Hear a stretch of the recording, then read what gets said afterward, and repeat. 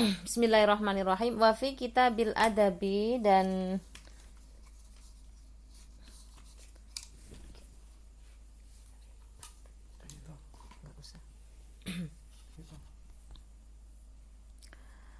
lan iku tetep ing dalem kitab adab, ya, fi sahihil Bukhari, ing dalem kitab sahih al Bukhari. Ini sebab kitabnya Bukhari itu sistematika penulisannya memang menggunakan kitab, ya, baru setelah itu lalu per bab gitu. Maka di sini di dalam kitabnya Bukhari, di sahihnya Bukhari, terutama pada kitabul adab, ya, waroda ono utawa tumeka apa sing temeka babun, yaiku bab, ya, anna min sifatin nabi, ing sak temene setengah saking sifate Kanjeng Nabi sallallahu alaihi wasallam iku yuhibbu, seneng sapa nabi, demen sapa nabi, demen at-takhfifa, ing gawe keringanan, gawe enteng, wal yusra, lan agawe utawa gawe mudah, ya, gampang, alan nasi, ing atase menungso. Jadi tertera atau terdapat di dalam kitab Sahih Bukhari, ya, pada kitabul adab, dalam kitab etika atau, ya, tata krama. Di sana dijelaskan bahwa di antara sifat-sifat Rasulullah itu adalah senang sekali dengan memberikan keringanan dan juga kemudahan kepada orang lain, pada manusia. Wala yuhibbu, lan ora seneng, tegese ora demen sapa Kanjeng Nabi khilafa dzalika, ing nulayani perkara iku mau, tegese tidak suka sebaliknya gitu. Khilafa dzalik tuh tegese sebaliknya. Jadi sifatnya Nabi itu diantaranya, ya, salah satunya adalah senang sekali memberikan kemudahan kepada orang lain, suka meringankan beban orang lain, ya, dan tidak suka terhadap hal-hal yang bersifat memberatkan, ya, memberatkan, menyulitkan, itu tidak disukai oleh Nabi Muhammad SAW. Nah, inilah teman-teman yang sebenarnya mungkin perlu dicatat, ya, bahwa hadis-hadis semacam ini kemudian oleh para ulama ini menjadi landasan melahirkan kaidah-kaidah fikih, ya. Jadi dari hadis-hadis yang prinsip-prinsip semacam ini kemudian oleh para ulama dijadikan sebagai landasan untuk melahirkan berbagai macam kaidah-kaidah di dalam hukum fikih, ya, terutama. Misalnya ada istilah al-masyaqqatu tajlibut taisir gitu, ya. Karena memang Nabi mencontohi demikian. Nabi mencontohkan bahwa sebaiknya kita ini mempermudah itu. Kita tidak diperbolehkan atau diperkenankan mempersulit orang lain. Mempersulit diri sendiri tidak boleh, mempersulit orang lain juga tidak boleh. Itu. Mempersulit saja tidak boleh, apalagi membahayakan orang lain itu lebih tidak boleh lagi. Nah, makanya dari hadis-hadis prinsip semacam ini lahir ada kaidah la dharara wa la dhirara, ya. Meskipun ada yang bilang la dharara wa la dhirara itu juga hadis gitu, ya. Tapi kemudian dipakai sebagai kaidah fikhiyah. Mungkin bagi teman-teman yang di pesantren mempelajari tentang kaidah-kaidah fikhiyah semacam ini udah biasa, ya. Tinggal nanti diperkaya terkait contoh-contohnya saja. Dan contoh-contoh itu tersebar di mana-mana, ya, bertebaran di mana-mana. Bahkan barangkali kita sering mengalami itu gitu, ya, dalam kehidupan sehari-hari kita ketemu dengan orang-orang yang mungkin punya otoritas, ya, mereka punya kuasa gitu, ya, sehingga menggunakan kuasanya, menggunakan otoritasnya untuk mempersulit orang lain gitu.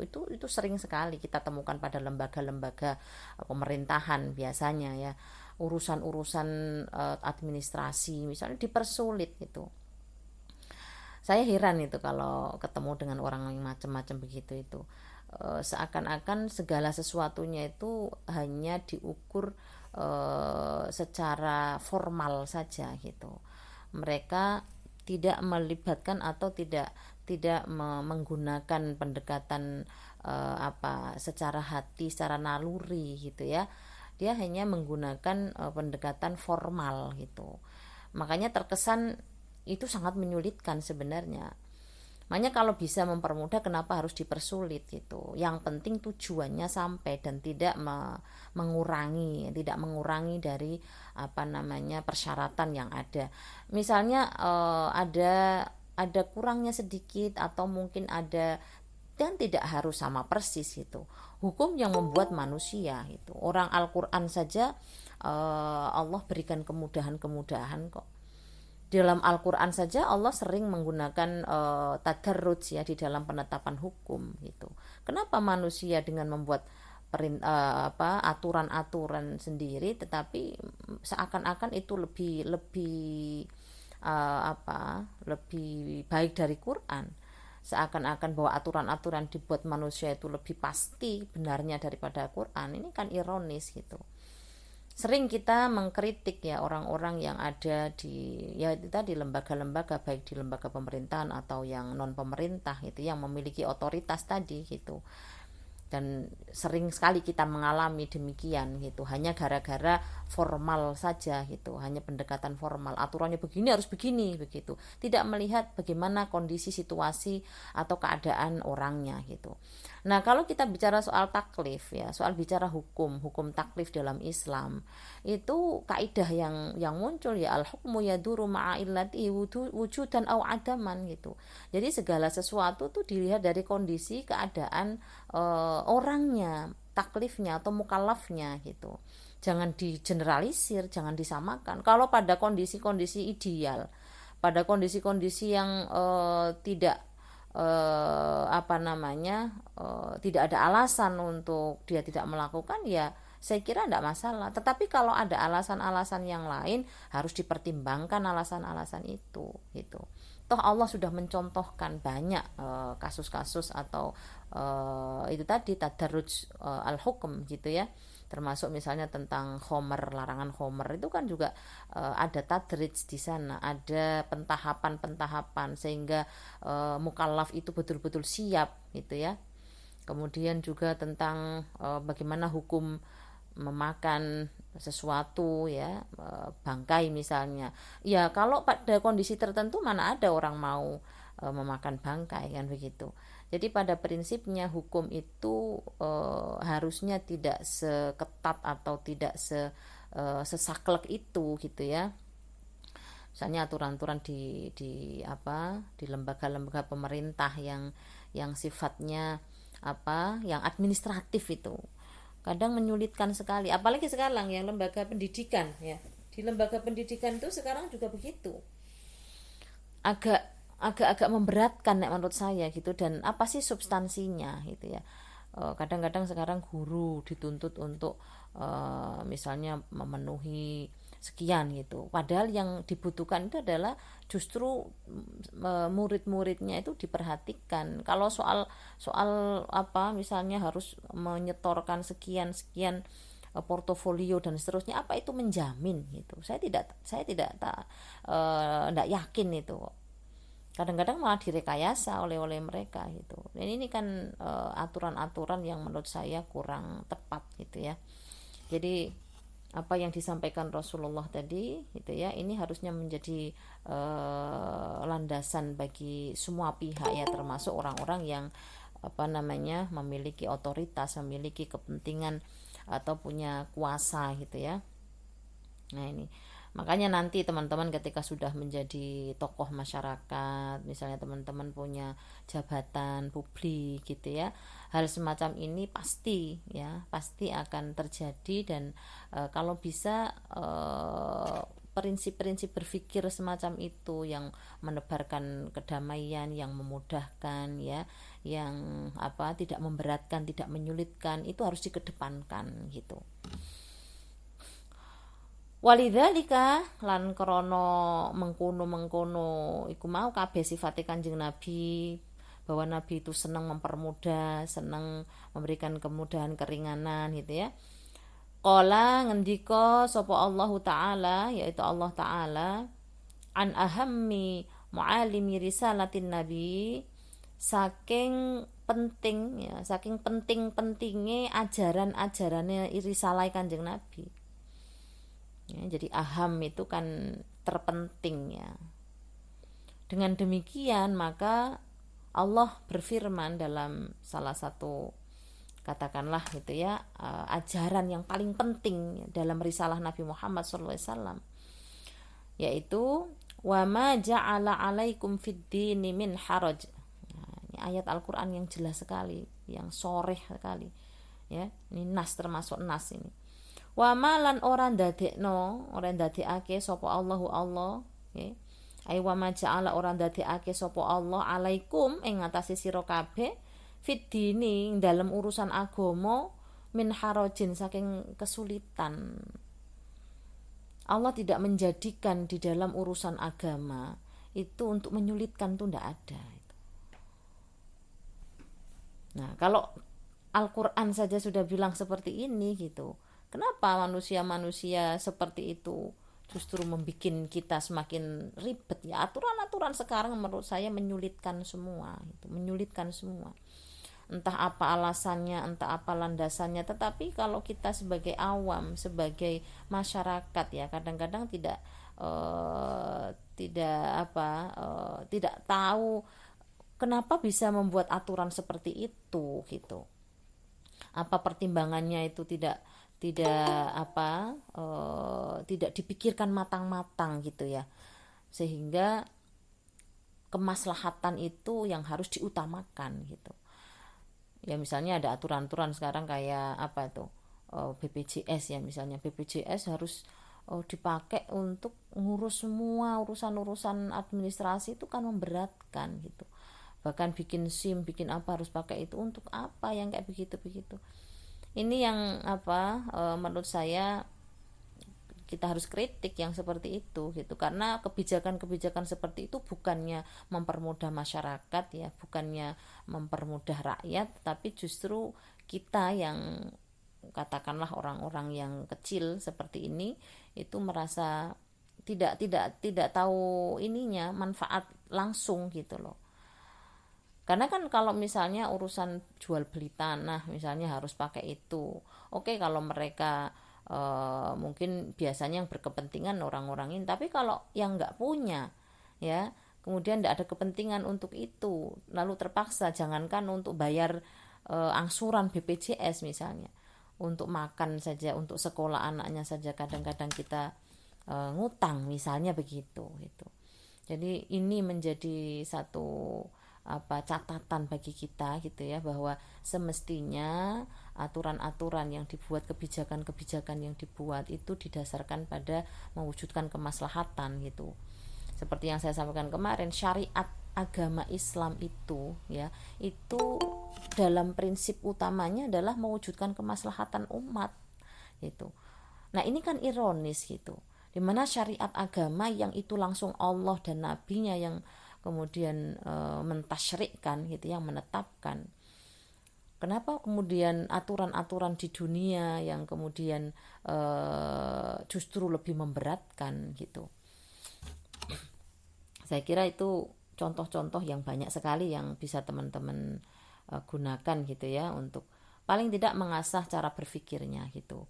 Nah, kita diajarkan untuk bagaimana peka gitu ya terhadap semua peristiwa-peristiwa yang terjadi di sekeliling kita gitu. Itu semua bukan sesuatu yang terpisah dengan kita gitu. Apa yang dialami orang lain ya di samping kita gitu, itu harus kita lihat sebagai bentuk, oh seperti ini ya gitu.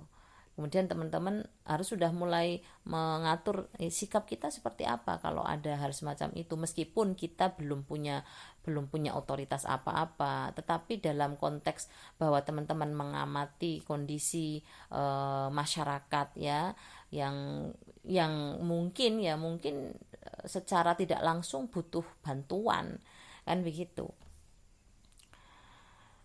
Kemudian wamin ahami syakhsiyatil Mustafa, lan iku setengah saking watak ya, atau kepribadian atau sosok yang paling penting dari Nabiullah Muhammad SAW, ya, ahamiyati syakhsil Mustafa, saksiatil Mustafa, yaiku akhdul aisar, ya, ngalap sopo Kanjeng Nabi al aisaro ing urusan yang paling mudah, urusan sing paling gampang gitu. Ini jadi salah satu hal yang menjadi prinsip yang paling penting dalam kepribadian Rasulullah itu adalah mengambil sesuatu yang lebih mudah gitu, yang lebih mudah linafsihi kanggo awak dewi ini Kanjeng Nabi, ya, untuk dirinya sendiri begitu. Nah ini yang harus digarisbawahi teman-teman ya, bahwa hadis-hadis yang mungkin prinsip-prinsip seperti ini bisa menjadi landasan munculnya atau lahirnya kaidah-kaidah fikih. Nah teman-teman nanti kita mungkin kapan-kapan kita buka kaidah fikihnya ya, apa saja misalnya yang teman-teman hafalkan itu tadi, al umuru bimaqasidiha misalnya, kemudian al masyaqqatu tajlibut taisir, kemudian ad dararu yuzalu gitu ya. Hal semacam itu penting untuk menjadi metode berpikir kita gitu, bahwa di dalam suatu urusan-urusan itu apa pendekatan yang mesti kita lakukan, ya menggunakan itu kaidah-kaidah usul fikih itu gitu.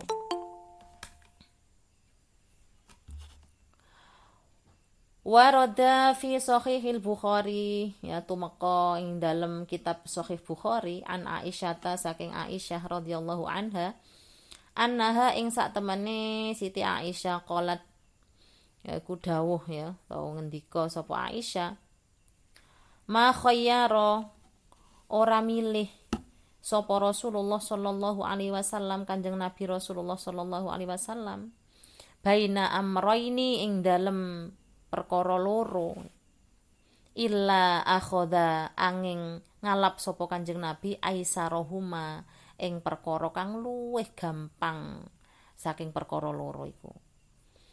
Jadi dawuh Siti Aisyah bahwa Nabi tidak akan memilih sesuatu di antara dua perkara yang kemudian yang sulit gitu.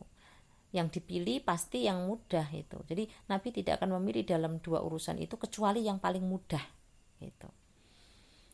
Malam yakun lagi selagi nih atau selama lam yakun ora ono, selagi ora ono opo aisaro tadi gitu ya, ora ono opo perkara sing paling gampang iku opo iku ithman dosa gitu. Selama itu tidak bertentangan, selama itu tidak ada unsur dosanya, maka tidak apa-apa milih yang paling mudah gitu. Itu diberikan apa, keringanan-keringanan kita itu. Maka dalam usul fikih itu ada azimah ya, ada rukhsah itu. Jadi kalau misalnya pada kondisi tertentu diberikan rukhsah, ya ambil aja nggak apa-apa gitu. Tetapi memang kadang-kadang sekarang antara azimah dan rukhsah itu tidak lagi seperti yang dulu dialami Rasulullah. Sekarang kadang-kadang saya melihat ada praktek-praktek yang secara tekstual gitu menggunakan dasar ini gitu. Jadi misalnya ada satu komunitas begitu ya, yang selalu menjamak sholat ya, menjamak sholat ketika hujan. Padahal ilatnya kan tidak hanya hujan itu, bukan hujan yang menjadikan sholat itu bisa dijamak gitu. Ya, hujan yang seperti apa, dalam kondisi yang bagaimana. Kalau kita tinggal di dalam rumah ya, yang kita nggak perlu keluar rumah untuk berwudu, untuk sholat, ya ngapain mesti dijamak gitu kan. Nah ini yang seperti ini masih ada gitu, pemahaman yang tekstual terhadap apa hadis-hadis Nabi yang semacam ini gitu, bahwa Nabi itu mengambil yang paling mudah gitu ya, selama itu tidak dosa misalnya begitu. Ya itu bukan urusan dosa dan tidak dosa sebenarnya, tetapi kan pantas atau nggak pantas gitu. Ya kan aneh aja gitu kalau orang misalnya ndak ada urusan apa-apa, ndak ada masyakoh apa-apa, kemudian dia tiba-tiba menjamak sholatnya itu kan hanya gara-gara hujan, dan hujannya pun nggak hujan yang deres banget tuh enggak gitu. Ya hujan-hujan aja gitu. Itu kan pemahaman yang sangat tekstual di situ. gitu ya. Jadi selagi itu tidak ada dosa, maka Nabi pasti memilih kemudahan itu gitu. Fa in kana mongko lamun ana apa aisarohuma perkara loro sing gampang iku mau iku isman ana dosa gitu. Kana mongko ana iku abadan nasi iku kudu luwe-luwe didoi menungso minhu saking perkara iku mau. Kalau ada unsur dosa di sananya maka otomatis harus dijauhi yang di situ itu. Jadi di sini memang yang menjadi tolok ukur, yang menjadi ilatnya adalah ada dosa apa enggak itu. Kalau ada dosanya udah itu harus ditinggalkan yang seperti itu gitu. Jadi jangan mencari sesuatu yang lebih mudah, tetapi ada unsur larangan di sana ya. Kalau urusan amroin itu kan berarti sesuatu yang dalam ukuran, dalam takaran yang sama begitu. Hanya mungkin satunya lebih memungkinkan untuk diambil, yang satunya tidak begitu. Di dalam hukum itu biasa seperti itu terjadi. Di dalam keputusan-keputusan hukum hal semacam itu terjadi biasa gitu. Makanya kita diajarkan untuk mengambil kemaslahatan gitu ya, darul mafasid muqaddamun ala jalbil masoleh. Nah menurut saya dosa tidaknya tadi itu tergantung pada apakah ada maldorotnya atau tidak gitu. Unsur dosa di situ itu ukurannya adalah apakah di dalam sesuatu yang dianggap mudah tadi itu ada maldorot atau tidak gitu. Jadi kalau ada yang bertanya di antara dua urusan itu yang kira-kira yang dianggap dosa yang mana gitu. Dosa ini tentunya bukan hanya doa secara langsung ke Allah ya, tetapi dosa juga bisa berarti kalau kita mendolimi manusia, kalau kita mempersulit manusia, kalau kita beri madhor kepada manusia, itu juga bagian dari dosa seperti itu. Ya. Wa alaihi lan juga ing atase aisarohuma tadi. Yakunu ono apa ifsya usalami nebarke salam ya. Nebarke salam bainan nasi ing dalam antarane menungso iku min da'aimi ta'alimihi ya au ta'alimihi ya iku antarane iku min da'aimi ta'alimihi iku setengah saking pondasi saking ajaran-ajaran Kanjeng Nabi. Jadi kalau tadi yang pertama itu kan Nabi paling suka terhadap kemudahan, tidak suka mempersulit, ya itu satu perkara tadi. Kemudian Nabi itu kalau melihat ada dua urusan pasti ambil yang paling mudah. Itu tadi yang teman-teman harus garis bawahi di situ. Nah, yang ketiga ini ifsya'us salam, menebarkan salam. Salam ini juga bisa berarti macam-macam ya. Bisa berarti salam dalam konteks kita menyebarkan salam itu bisa, tetapi dalam arti yang sesungguhnya sebenarnya menebarkan keselamatan, menebarkan kedamaian, menebarkan kebaikan ya, bainan nasi ang dalam antarane menungso min da'aimi ta'alimi iku setengah saking pondasi ajaran-ajaran Kanjeng Nabi itu. Jadi di antara prinsip dasar pondasi ajaran Kanjeng Nabi itu apa? Kita harus menebarkan keselamatan gitu. Ya, kebalikan dari keselamatan itu apa? Ya kemadorotan gitu. Jadi ini masih sejalan dengan yang tadi gitu ya. Wal bu'du lan utawi adoh ya. Anil fakhsi saking kata-kata kotor ya. Saking fakhsi itu ya omong olo ya. Min watafkhishi watafakhushi dan juga kata-kata keji ya. Kata-kata keji, kata-kata kotor iku min roka izi irsyadatihi. Tegese apa? Menjauhi dari kata-kata kotor, menjauhi kata-kata keji ya. Itu termasuk ya min roka izi irsyadatihi, termasuk bondo terpendam apa harta terpendam itu apa itu? Ya. Harta terpendam saking ajarannya Kanjeng Nabi gitu. Jadi di balik ajaran-ajaran Kanjeng Nabi itu juga tersimpan bahwa menjauhi kalimat-kalimat kotor, menjauhi kata-kata keji itu juga ada gitu di dalam tumpukan ajaran-ajaran Nabi itu gitu. Terdapat itu semua itu. Jadi kalau bicara soal ajaran Rasulullah, syakhsiatul Rasulullah SAW, itu semua hal yang berkaitan dengan kebaikan, ya, semua hal yang kemudian berkaitan dengan kita harus meninggalkan sesuatu yang mungkin tidak baik begitu, tidak baik secara kata-kata maupun apalagi perbuatan. Kata-kata saja kita dilarang gitu, harus dijauhi gitu. Watajannubu lan ngedoi min dzulmin nasi saking agawe dolim maring menungso itu nggak ada istilah begitu, nggak boleh ada dalam kamus kita mendolimi manusia, itu nggak boleh, itu haram itu. Ya, ada hadis qudsi yang panjang sekali yang Allah sebutkan di dalam kitab Arba'in Nawawi, itu ada ya, kalau nggak salah hadis yang kedua itu ya. Itu panjang sekali hadisnya itu. Ya, jadi ya ibadi, ya, ini haram tu dzulma. Aku mengharamkan dolim itu li nafsi pada diriku begitu. Maka fala tadzalamu, maka kamu jangan saling berbuat dolim. Itu hadis qudsi itu. Saya ingat betul hadis ini dipakai untuk pembukaan dalam kitab Nasoihul Ibad ya. Itu panjang hadisnya itu. Ya. Jadi Allah itu mengharamkan dolim untuk dirinya sendiri. Makanya Allah juga mengharamkan kalian semua berbuat dolim, maka jangan berbuat dolim. Gitu. Panjang sekali hadis itu, termasuk innakum antum apa bahasanya itu, antum aro gitu ya, kamu semua itu tidak punya apa-apa, kamu semua itu kelaparan, kalau kamu pengen makan maka mintalah makan, kamu semua itu berbuat dosa siang dan malam, kalau kamu ingin diampuni mintalah ampun. Itu begitu, ada itu hadis qudsinya ya, panjang, nanti bisa dicek di dalam kitab Arba'in Nawawi ya.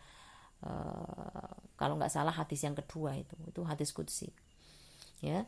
Jadi haram, berbuat dolim tuh haram. Di sini tajannub. Nah, makanya di dalam kaidah usul fikih itu ya, bahwa sesuatu yang menunjukkan larangan itu asalnya adalah haram itu. Kecuali ada dalil yang menunjukkan kalau itu tidak haram begitu. Begitu juga ya, ketika kalimat itu berupa kata-kata perintah, maka aslinya itu adalah wajib. Kecuali ada kalimat-kalimat yang menjelaskan tentang ketidakwajibannya begitu. Ya.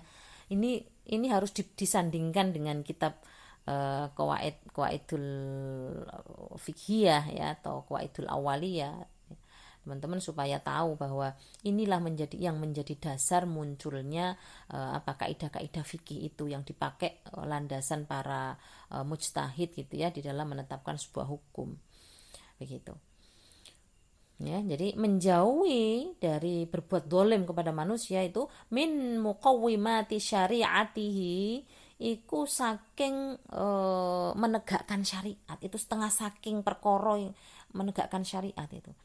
Jadi kita menjauhi berbuat dolim kepada manusia itu juga bagian dari menegakkan syariat gitu.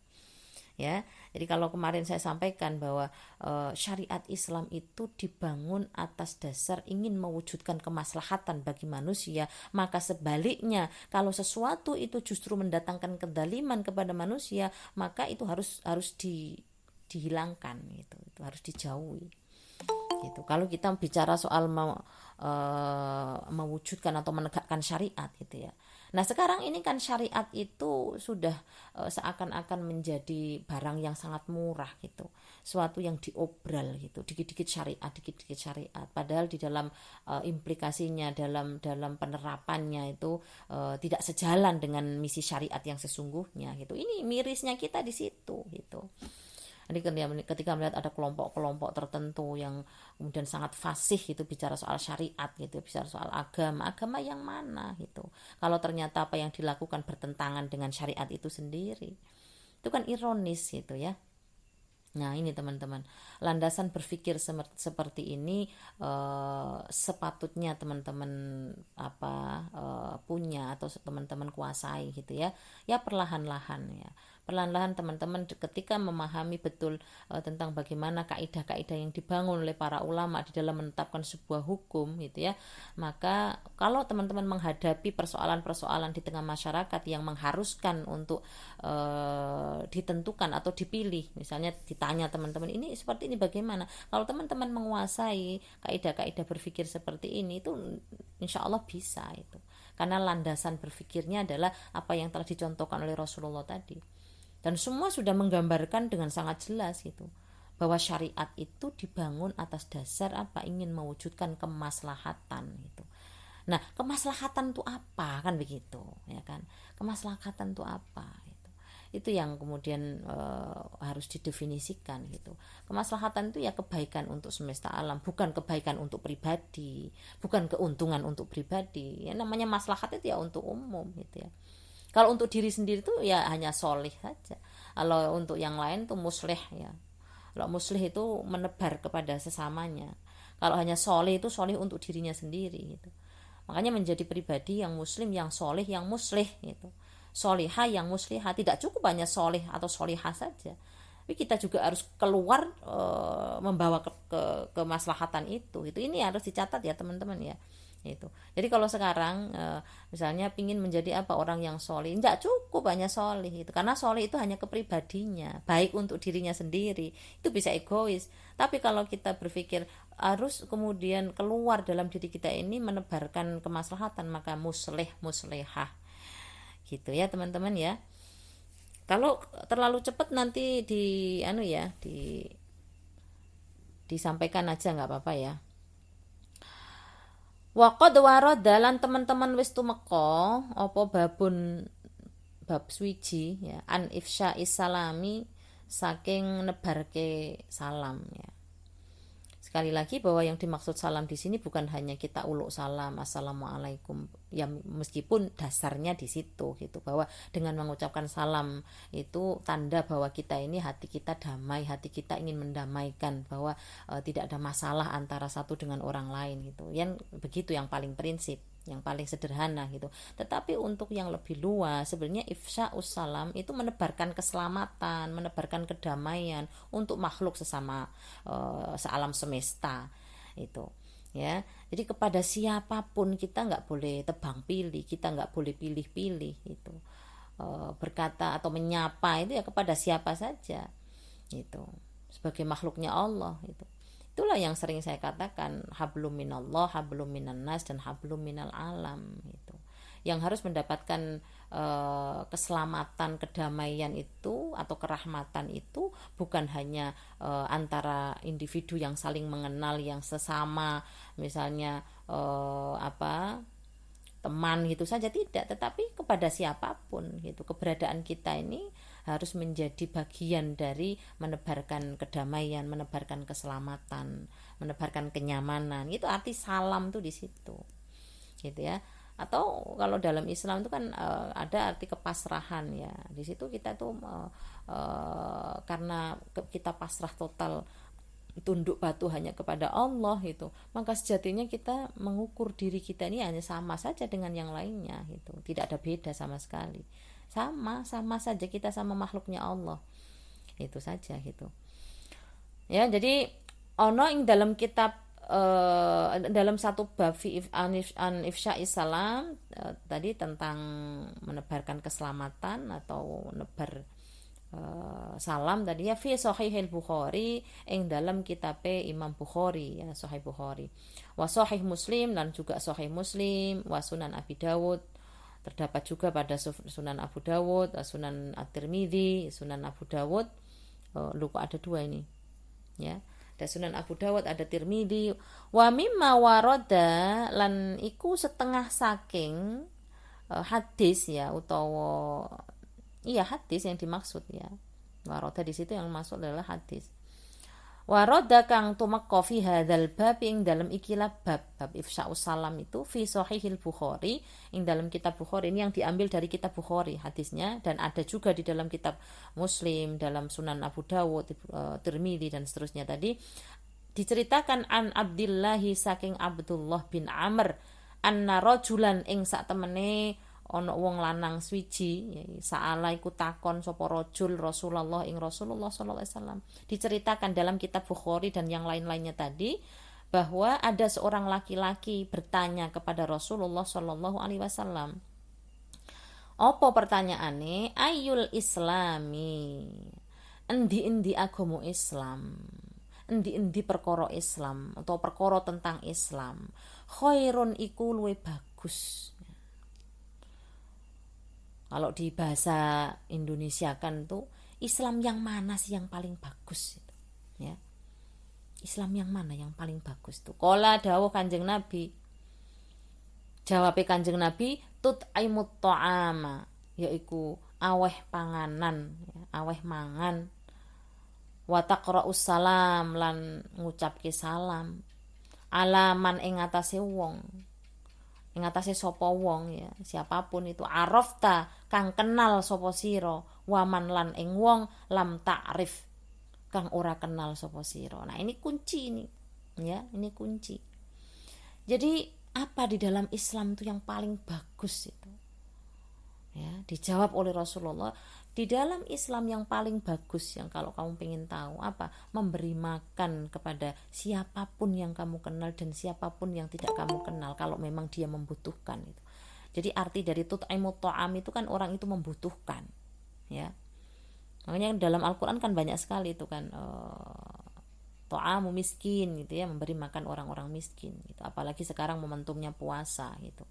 Orang berlomba-lomba memberikan makan, ya harusnya dicari betul orang miskin yang seperti apa, karena sekarang itu orang miskin itu sudah hanya di ini ya, di KTP ya, KTP-nya, padahal aslinya nggak miskin gitu ya, gara-gara ada banyak bantuan-bantuan seperti itu. Jadi ya yang diutamakan tuh orang yang betul-betul miskin gitu, memberi makan orang yang betul-betul membutuhkan. Sebab apa? Sebab kadang-kadang bantuan-bantuan semacam itu data-data yang dipakai itu bukan data yang sebenarnya. Ini yang menjadikan tidak merata bantuan itu. Yang harusnya dapat malah nggak dapat, yang harusnya nggak dapat malah dapat, kan begitu. Ini kan yang terjadi seperti itu. Makanya Islam menekankan, ya, agama Islam menekankan betul bahwa di dalam Islam itu, ya, yang paling bagus adalah ada jiwa keinginan memberi makan kepada siapapun orang itu, nggak usah pilih-pilih itu, ngasih makan kepada siapapun, ya, yang kamu kenal atau yang tidak kamu kenal. Sama juga ketika kamu menyapa, memberikan salam kepada siapapun. Artinya kebaikan kita ini tidak pilih-pilih itu, tidak tebang pilih itu. Tapi ketemu kepada siapa, ya, kalau soal bersapa itu kan siapapun yang berpapasan dengan kita ya kita ucapkan salam gitu. Itu ya. Jadi ini memang prinsip-prinsip yang harus kita pahami sebagai landasan moral, sebagai landasan perilaku kita gitu. Apakah selama ini kita tidak tahu tentang ini semua? Ya tahu, kadang-kadang tahu, tetapi memang karena memori manusia itu terbatas gitu ya, sehingga lupa gitu. Semua tahu tentang aturan-aturan seperti ini, tetapi kadang-kadang dikalahkan oleh ego manusia, oleh nafsunya manusia gitu. Ya, itu yang kemudian mengalihkan ilmu yang ada di pikirannya, mengalihkan kata hati nuraninya yang benar itu. Dia ditutupi oleh nafsu al-amarah itu ya. Nah, makanya hati-hati gitu. Kalau soal ngaji, teman-teman udah pada pintar semua, tetapi apakah ilmu yang diperoleh itu benar diamalkan atau tidak, itu yang jadi masalah itu. Jadi jangan sampai ketika kita menerima suatu ilmu itu kemudian hanya disimpan gitu. Sebisa mungkin, sedikit mungkin harus diamalkan, harus dilakukan gitu. Ini semua kan bukan teori. Ini semua yang saya sampaikan dari awal sampai akhir ini adalah prinsip hidup, moto hidup gitu. Jadikan ini moto dalam hidup kita semua gitu. Ya, sejalan dengan yang saya sampaikan di awal-awal kemarin gitu. Kalau jiwa kita ini jiwa ingin bermanfaat, ya, maka bermanfaat apanya saja gitu, kata-katanya manfaat, umurnya manfaat, waktunya manfaat, dan kepada siapa saja di sekeliling kita. Ya, kalau kita berada di dalam rumah tangga, ya anak kita, istri kita, suami kita, ibu kita, saudara kita. Itu kalau dalam lingkup rumah tangga. Kalau di luar ya ke tetangga, ke siapapun. Gitu. Ya. Ini sekali lagi saya pingin ngaji ini bukan hanya nggo pantes-pantesan ngaji, nggo posoan gitu, enggak gitu. Tapi kalau bisa ini kanggo dandani betul-betul perilaku, dandani cara berpikir kita semua gitu. Saya yakin banyak ilmu yang sudah teman-teman peroleh di bangku kuliah atau dimanapun gitu. Tetapi kadang-kadang saya tidak tahu apakah ilmu itu hanya dipakai untuk syarat kelulusan atau hanya untuk dipakai syarat bisa mendapatkan nilai bagus begitu. Ya. Tapi kalau bisa, kalau kita niatnya betul-betul ingin menjadikan ilmu itu sebagai landasan kita untuk hidup ya, maka sesedikit mungkin harus kita mulai amalkan gitu. Karena itulah yang menjadikan ilmu itu bermanfaat. Itulah yang akan menjadikan diri kalian semua itu terangkat derajatnya oleh Allah gitu. Yarfa'illahu alladhina amanu minkum walladhina utul ilma darajat gitu. Jadi yang dimaksud Allah mengangkat derajat orang-orang yang berilmu, beriman dan berilmu di antara kamu semua itu ya ilmu yang memang betul-betul diamalkan gitu loh. Bukan hanya ilmu fisudur saja, itu ilmu yang tersimpan di sini. Ya, ilmu yang tersimpan di ijazah, ilmu yang tersimpan di buku rapot atau apa. Bukan itu, ilmu itu bukan ilmu. Ya, itu bisa hilang gitu. Tapi kalau ilmu itu adalah ditanamkan dalam sanubari kita, lalu kita keluarkan dalam bentuk perbuatan-perbuatan kita, maka ilmu itulah yang akan mengangkat derajat kita. Itu yang dimaksud yarfa'illahu alladhina amanu minkum walladhina utul ilma darajat. Gitu ya. Wa fi sahih Muslim, lan ing dalem sahih Muslim, an Abi Hurairah saking Abi Hurairah radhiyallahu an qala dawu Abu Hurairah qala Rasulullah sallallahu alaihi wasallam, dawu sapa Rasulullah sallallahu alaihi wasallam, la tadkhulunal jannata hatta tu'minu wa la tu'minu hatta tahabbu awala adullukum ala syai'in idza fa'altumuhu tahabbtum afsus salama bainakum. Hadis ini ya teman-teman udah hafal semua saya kira, apalagi yang di pondok hafal, udah dari kecil hafal. Saya yakin teman-teman tuh hafal hadis-hadis semacam ini ya. Dari dulu kita udah berkali-kali mendengar hadis ini, itu sudah hafal di luar kepala gitu. Tetapi mulai hari ini ya kita diingatkan kembali ada hadis seperti ini, dan ini harus merubah perilaku kita, harus merubah sikap kita, harus merubah semua cara pandang kita. Itu ya, kata Rasulullah, la tadkhuluna, ora mlebu swarga, ora manjing sapa sira kabeh al jannata ing swarga hatta tu'minu, sehingga padha iman sapa sira kabeh gitu ya. Jadi kuncinya kalau mau masuk surga ya iman gitu. Iman ya.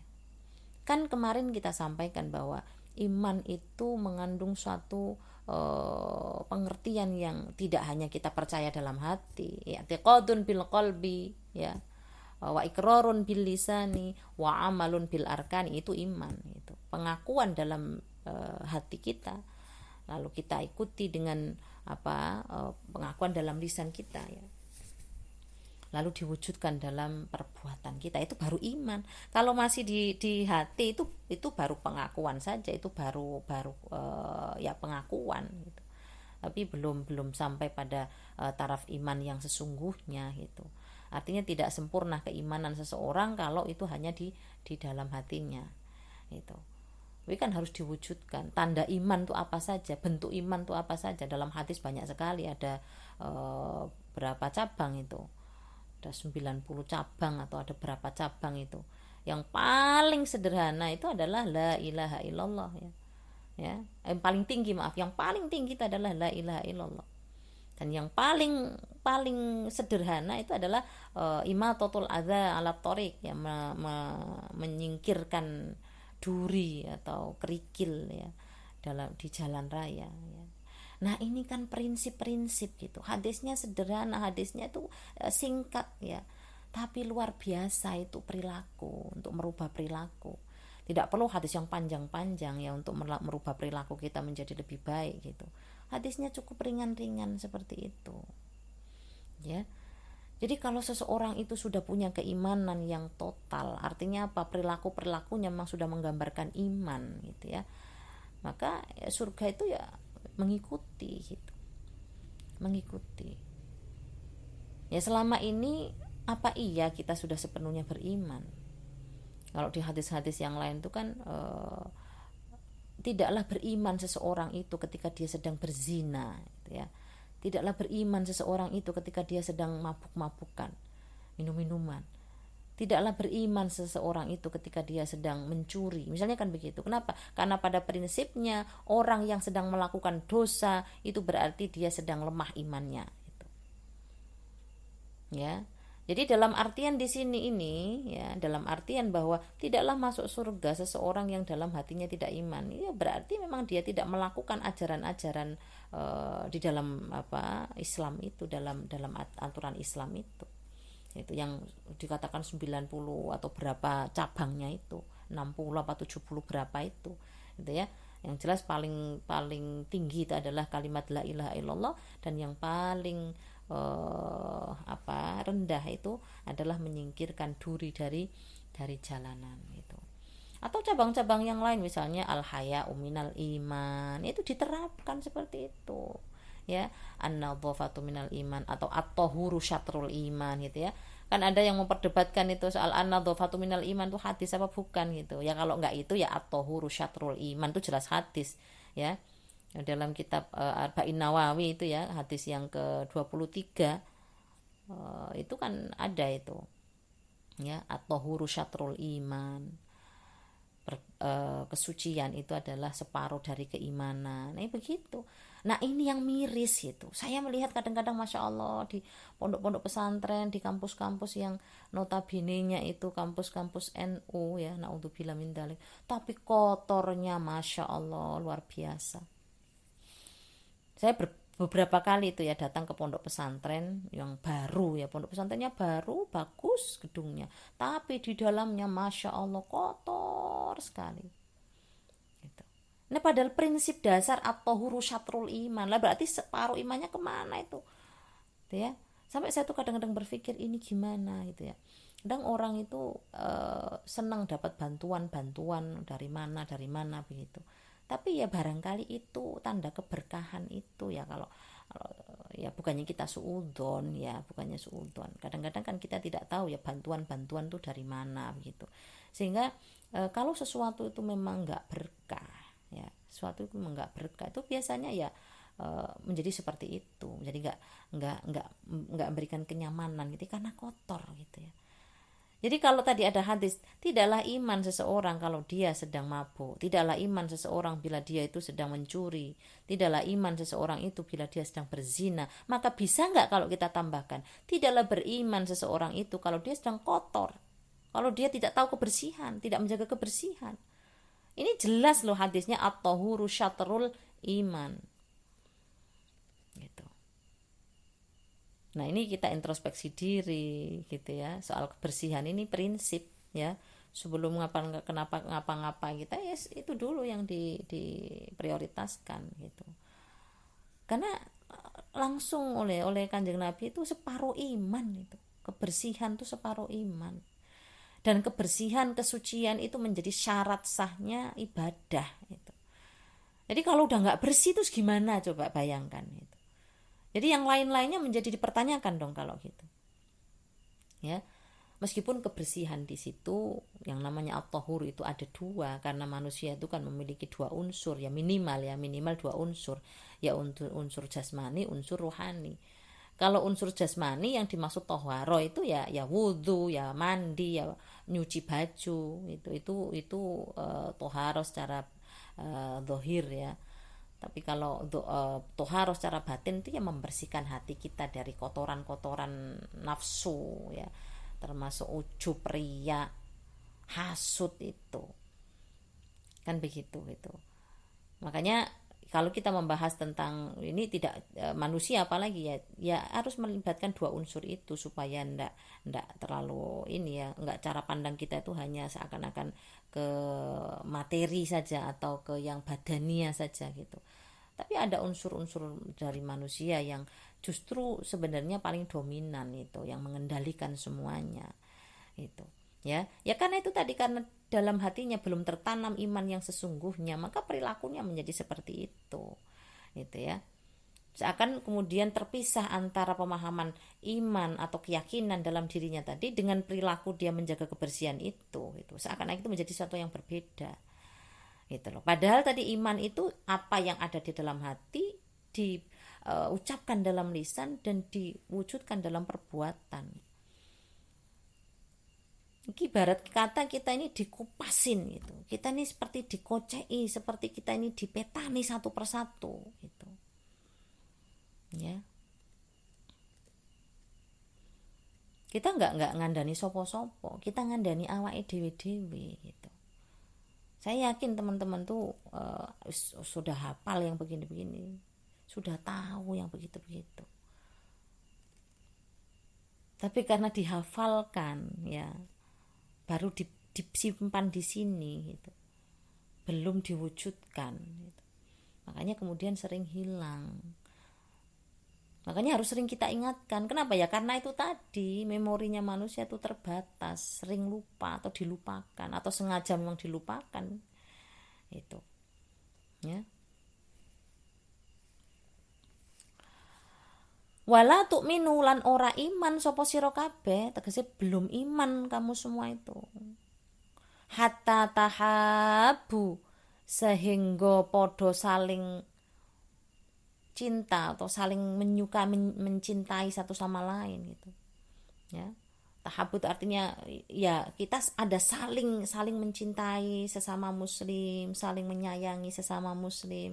Karena wujud dari kasih sayang, wujud dari cinta itu akan melahirkan sikap-sikap yang baik, menghormati, menghargai, menyayangi. Nah makanya hadis Kanjeng Nabi itu kan kalau kita belum iman, belum dianggap sebagai umat ya, bagian dari umat Kanjeng Nabi, kalau belum bisa menghormati yang lebih tua, menghargai yang lebih tua, dan lebih menyayangi dari yang lebih muda.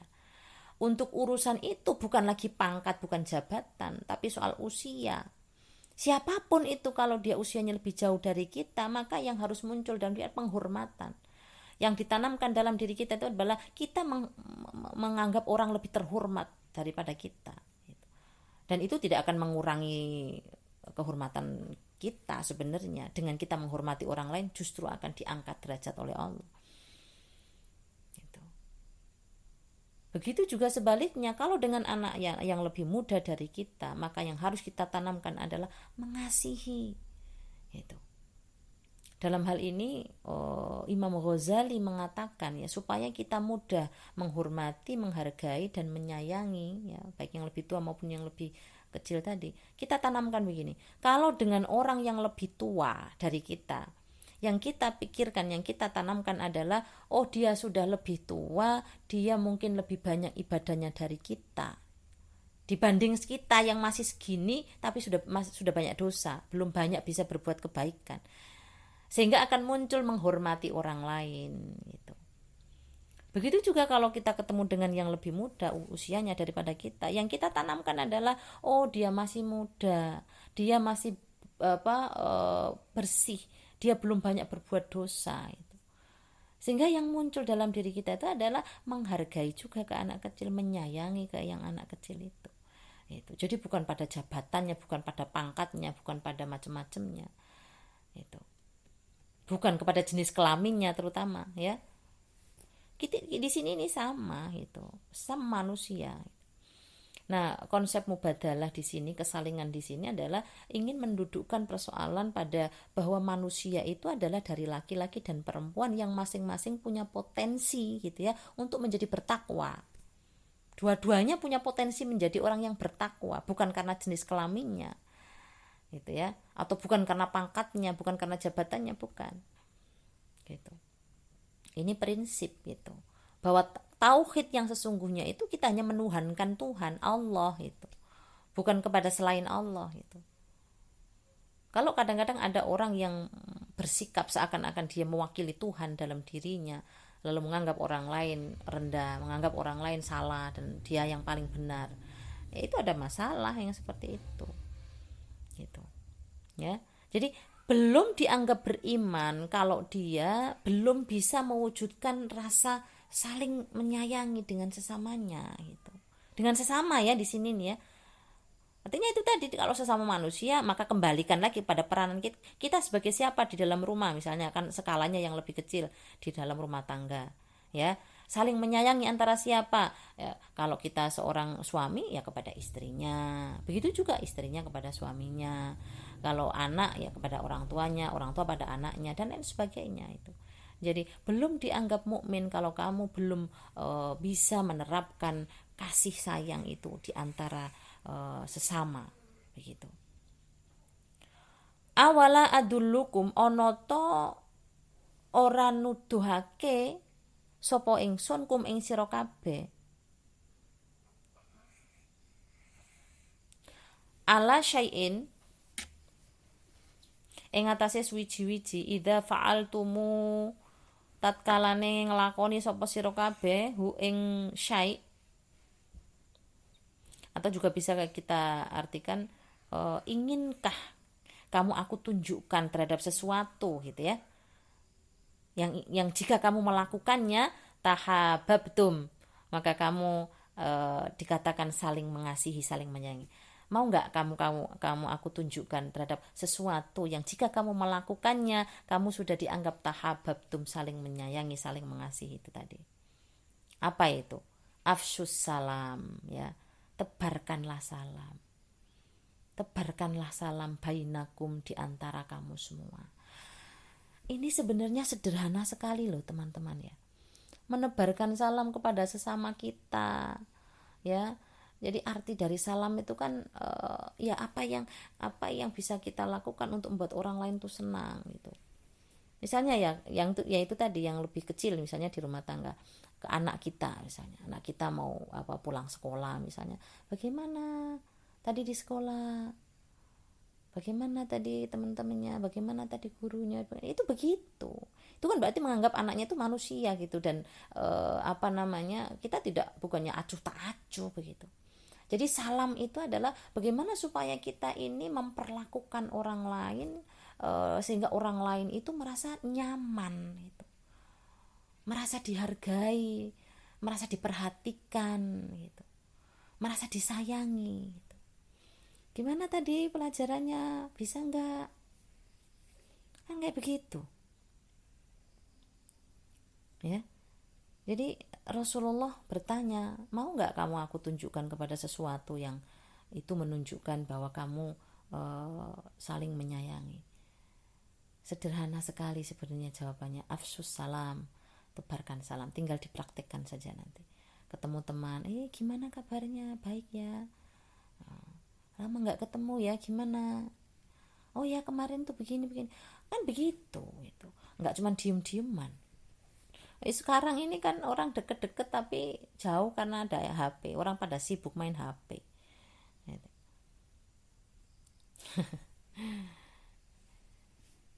ya. Jadi afsus salam bainakum ya, harus gapyak gitu ya, harus gapyak gitu kepada siapa saja. Tebarkan senyum ya, senyum itu sedekah ya, nggak bisa sedekah uang, ya udah sedekah senyum aja. Tabassumuka fi wajhi akhika shadaqatun ya, itu masya Allah, fadlnya Allah itu luar biasa.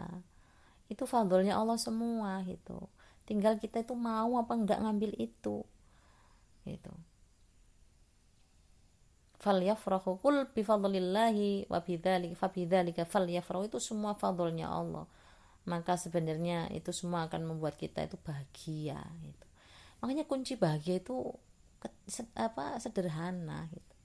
Sederhana ya. Kalau ibu-ibu itu ya, kalau saya misalnya itu yang paling membuat saya bahagia itu kalau saya nyuci terus kering, itu tuh masya Allah bahagia luar biasa. Itu saya tuh bisa tidur nyenyak gitu kalau rumah bersih misalnya begitu. lega gitu rasanya. Kalau rumahnya bersih, tidur tuh nyenyak gitu. Ini sederhana gitu, sederhana sekali ya. Jadi cobalah kita selami diri kita masing-masing. Ternyata yang kita butuhkan untuk bahagia itu bukan materi sebenarnya gitu, tapi kenyamanan dalam batin kita gitu. Ketentraman dalam batin kita. Dan ketentraman itu hanya bisa diwujudkan kalau hidup itu bisa mewujudkan kesalingan tadi itu. Saling memahami, saling menghormati, merasa didengarkan. Ya.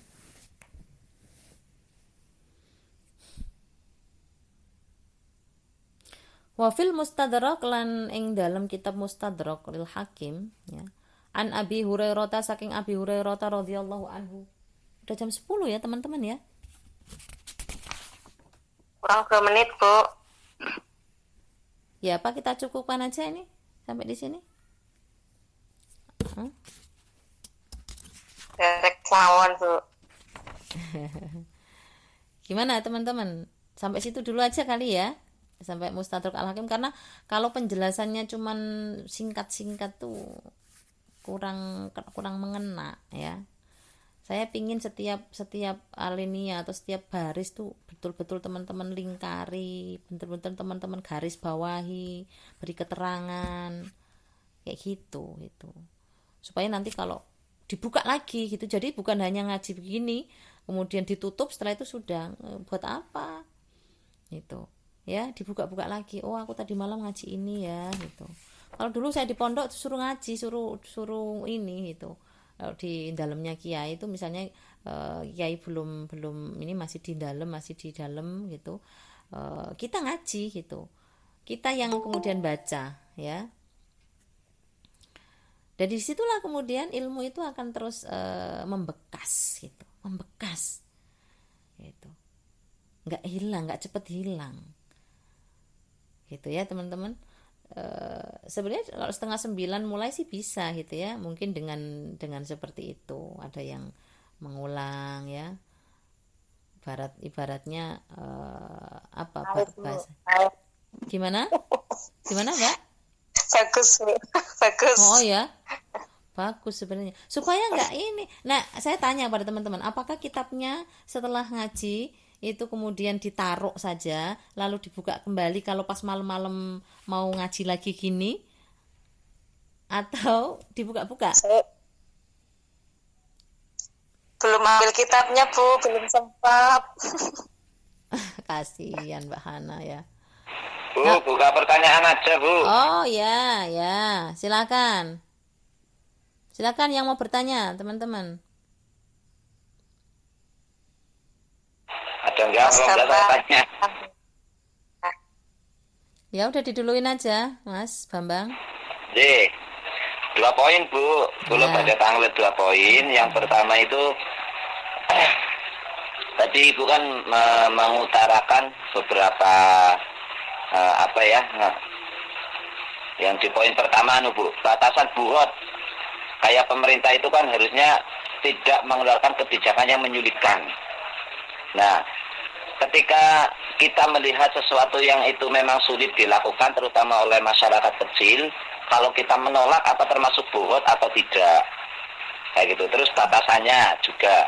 Yang poin kedua, tadi yang perihal cakap kotor, miso-miso. Nah, itu sinkronisasi dengan ayat la yuhibbullahul jahra bisu'i minal qawli illa man zulim. Itu kan ada sinkronisasinya. Itu bagaimana, Bu? Matur suwun saderenge. Iya. Malam-malam pertanyaannya berat ini ya. Boten, Bu. Udah tinggal berapa watt ini. Ya, teman-teman ya, memang kebijakan yang saya maksud tadi itu kan terkait dengan yang terakhir itu ya, yang dari Kemenaker itu ya, soal apa jihadnya apa atau itu tuh yang mengharuskan setiap orang harus punya BPJS gitu ya. Sementara kan ya kita lihat semua kemampuan masyarakat tuh beda-beda gitu ya. ya siapa yang pingin sakit misalnya gitu kan. Iya betul memang mungkin tujuannya baik bahwa untuk mempersiapkan diri gitu ya dengan masa depan gitu kan, tetapi kan ya itu tadi manusia tuh nggak bisa kemudian disamakan begitu gitu, apalagi kalau itu berkaitan dengan kemampuan masing-masing gitu, kemampuan masing-masing, sehingga menurut saya gitu ya harus ada pengecualian terhadap itu gitu. Dan karena di dalam hukum bernegara itu ya harus ada kesalingan yang seperti itu, pemerintah tahu kebutuhan masyarakatnya, kemudian masyarakat juga tahu bahwa seperti apa sih kewajiban itu harus ditunaikan kan begitu.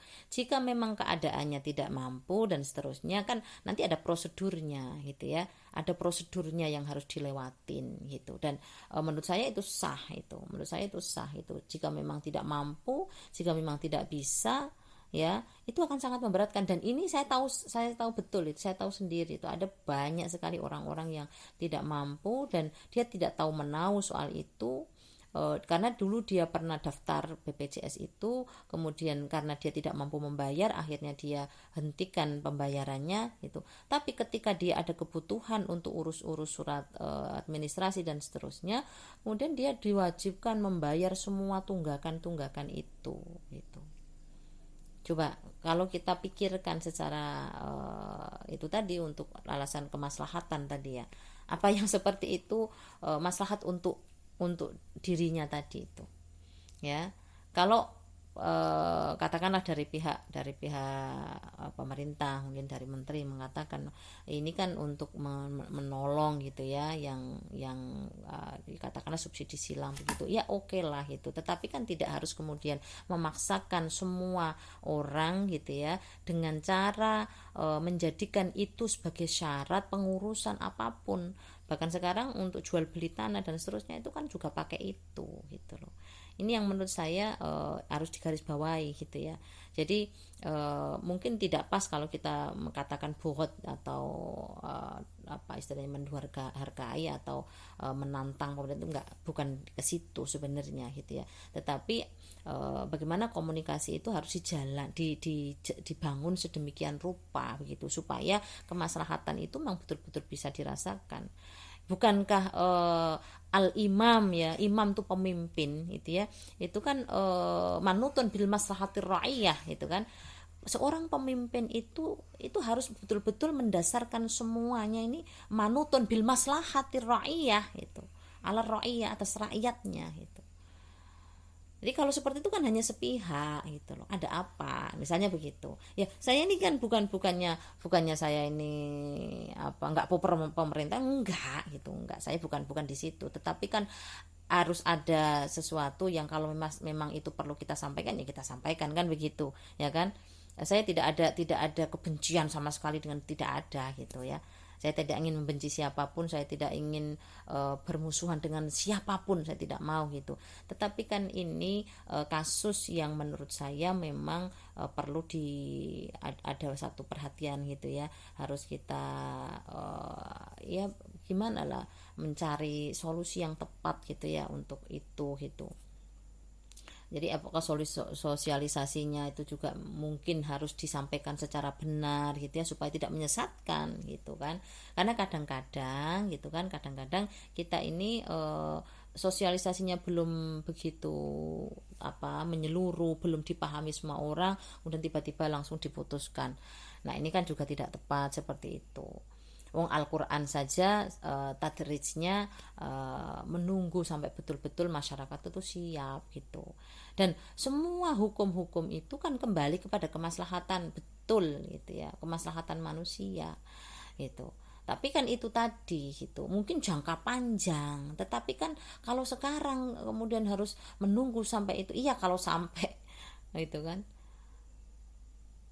itu loh. Jadi antara Bogor tadi dengan contoh kasus ini menurut saya tidak secara langsung ya, tidak satu ini gitu. Tapi yang kita butuhkan adalah komunikasi yang baik, yang dua arah itu.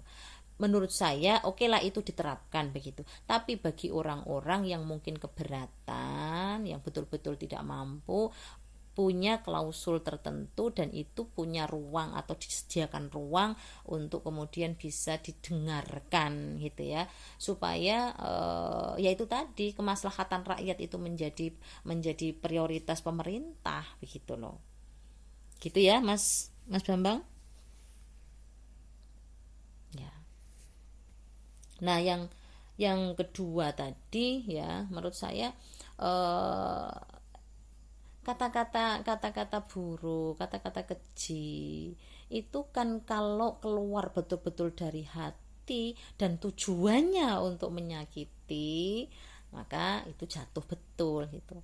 Tapi kalau kita ini kan sering ya sama teman-teman kita misalnya guyonan dengan kata-kata yang mungkin bagi orang yang mendengarkan ini yang tujuannya nggak seperti itu, ya nggak apa-apa, nggak masalah kan gitu. Itu bukan termasuk kata-kata yang ini, karena ya biasalah namanya orang kalau semua kita gebiah uyah gitu ya, pada satu wilayah yang itu tadi yang terlalu formal, yang terlalu ketat gitu, terus hidup ini kayak apa gitu. Hidup ini kan kayak kok apa-apa dosa, kok apa-apa begini kan gitu loh. Nah kalau yang tadi ilaman zulim tadi, bagi orang yang kemudian mungkin kita mau mengatakan sesuatu pada orang yang dizalimi atau orang yang mendalimi kita gitu ya, selama kita bisa mencari solusi yang lain, tidak harus mengatakan sesuatu itu yang buruk hanya dengan supaya kita puas ya carilah yang lain.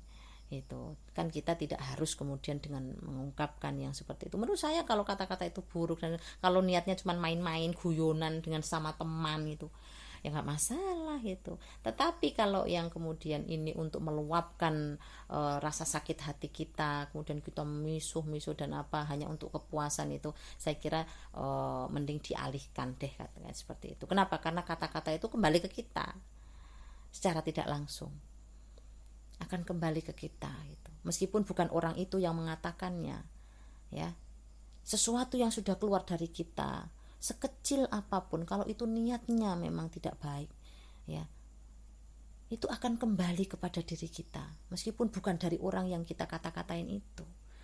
Udah itu rumus itu begitu itu. Maka kita harus berhati-hati gitu ya. Kalau ada orang yang jahat sama kita, itu urusan dia gitu. Itu urusan dia. Saya nggak punya urusan dengan itu. Urusan saya adalah perintahnya Allah begini, perintah Nabi begini gitu. Urusan itu biarin aja gitu. Itu sih kalau saya ya. Kan mungkin Mas Bambang punya yang berbeda, kan nggak masalah gitu, nggak masalah. Tapi kalau saya seperti itu, karena tanya ke saya ya saya jawabnya begitu. Kan enak. Hidup tuh dibikin enak saja. Mau miso sama teman-teman yang ini guyonan, enggak masalah. Ya. Apalagi orang Jawa Timur, biasa begitu itu. Tapi itu enggak menyakitkan ya, karena memang itu bahasa gaul. Gitu kan. Nek gedulanan kianu kan artinya terus kemudian jadi ringan gitu. Jadi semua itu tergantung di hati. Itu al-maqasidu al-umuru bimaqasidiha, itu tadi semua urusan itu tergantung pada maksud tujuannya. Gitu loh. Makanya itu saya penting kapan-kapan kita mungkin kaji qawaidul fiqhiyah itu ya. Apakah teman-teman punya itu al-qawaidul awaliyah apa ya, saya lupa ya. Dulu saya masih belajar itu yang ada al-umuru bimaqasidiha, ada ad-dhararu yuzalu, ada al-asru baqa'u ma kana ala ma kana. Punya enggak teman-teman kitab itu? Masa enggak punya? Itu penting ya, itu penting teman. Kayak pernah punya. Dicari Mbak Hana ya. Coba yang lain punya enggak? Sudah di luar kepala itu, Bu. Sudah di luar kepala ya? Udah hafal ya Mbak Hana?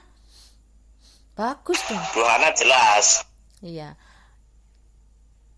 Itu penting untuk kita kaji Mas Bambang Bu yang sudah di luar kepala sampai kitabnya benar. Oh iya. Jelas apa nih gue? Iya, setuju sih saya itu. Setuju. Ya, biasalah Mas Bambang ini kan untuk memantik supaya teman-teman yang lain juga nggak hanya diem ya.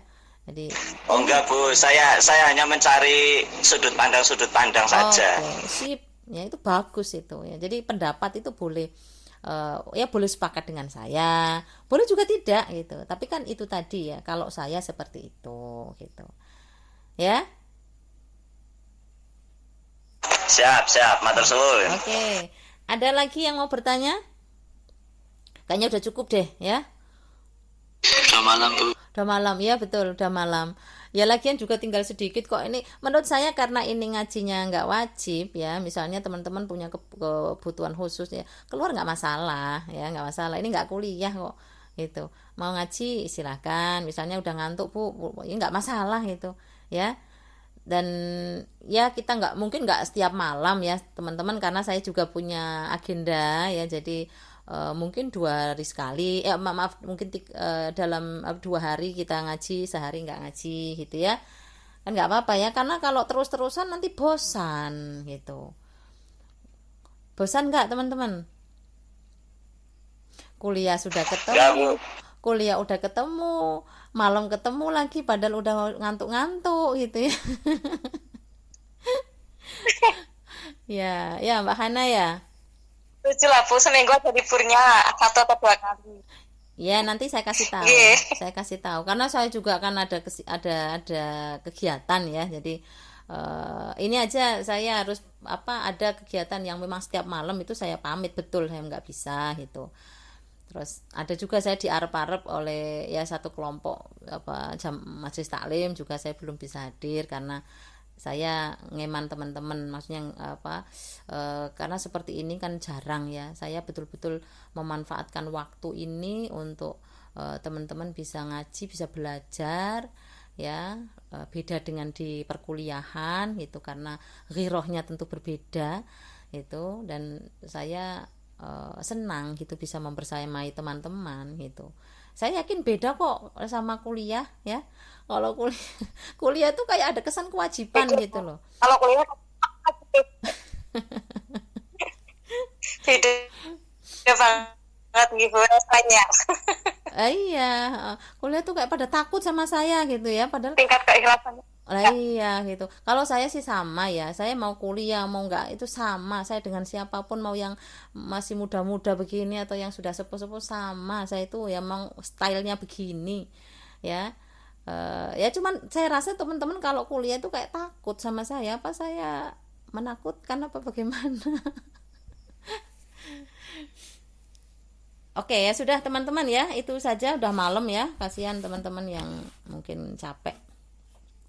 Kita lanjutkan insya Allah, mudah-mudahan besok bisa, kalau enggak ya nanti saya kabari. Mari kita akhiri dengan baca hamdalah bersama-sama. Alhamdulillahirabbil alamin. Dan kita doa ini ya teman-teman. Allahumma inni astaudi'uka ma 'allamtanihi fardudhu ilayya inda hajati ilaihi wa la tunsinihi ya rabbal alamin. Kita titipkan semua kepada Allah dan kita minta kepada Allah kalau kita pas membutuhkan, semoga berkah, semoga diridhoi ya. Mari kita baca kafaratul majlis. Subhanakallahumma bihamdika asyhadu an la ilaha illa anta astaghfiruka wa atubu ilaik. Wassalamualaikum warahmatullahi wabarakatuh. Waalaikumsalam warahmatullahi wabarakatuh.